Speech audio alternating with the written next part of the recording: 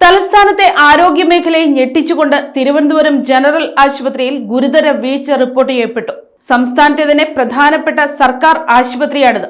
എന്നിട്ടും ഇവിടെ സുരക്ഷാ മാനദണ്ഡങ്ങൾ പാലിക്കുന്നില്ലെന്ന് കണ്ടെത്തി. ആശുപത്രിയിലെ ഫാർമസികൾ പ്രവർത്തിക്കുന്നത് ഡ്രഗ് ലൈസൻസ് ഇല്ലാതെയാണ്.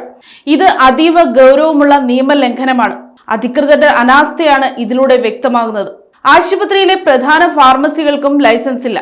മരുന്ന് വിതരണം നിയമാനുസൃതമല്ലെന്ന് പരിശോധനയിൽ തെളിഞ്ഞു. ഡ്രഗ് കൺട്രോൾ വിഭാഗമാണ് പരിശോധന നടത്തിയത്. അപ്പോൾ ലൈസൻസ് കാലഹരണപ്പെട്ടിട്ടും പുതുക്കിയിട്ടില്ലെന്ന് കണ്ടെത്തി. ഇത് രോഗികളുടെ ജീവൻ വെച്ചുള്ള കളിയാണ്. ആയിരക്കണക്കിന് രോഗികൾ ദിവസവും ഇവിടെ എത്തുന്നു. അവരുടെ സുരക്ഷ ഇപ്പോൾ ചോദ്യചിഹ്നമാണ്. തിരുവനന്തപുരം ജനറൽ ആശുപത്രിയിൽ ഗുരുതര വീഴ്ചയുണ്ടായത് ന്യായീകരിക്കാനാവില്ല. സുരക്ഷാ പരിശോധനയിലും വൻ പരാജയമാണ് കണ്ടെത്തിയത്. ആശുപത്രിയിൽ അഗ്നിസുരക്ഷാ സംവിധാനങ്ങൾ പ്രവർത്തനക്ഷമമല്ല. കൂടാതെ അടിയന്തര വാതിലുകൾ പലതും അടച്ചിട്ടിരിക്കുന്നു. അപകടം നടന്നാൽ പുറത്തിറങ്ങാൻ വഴികളില്ല. കെട്ടിടങ്ങൾക്ക് ഫയർ NOC ലഭിച്ചിട്ടില്ല. ഇത് രോഗികളെ മരണത്തിന് വിട്ടുകൊടുക്കുന്നതിന് തുല്യമാണ്. അതുകൊണ്ട് സർക്കാർ അടിയന്തരമായി ഇടപെടണം. കുറ്റക്കാർക്കെതിരെ കർശന നടപടി സ്വീകരിക്കണം.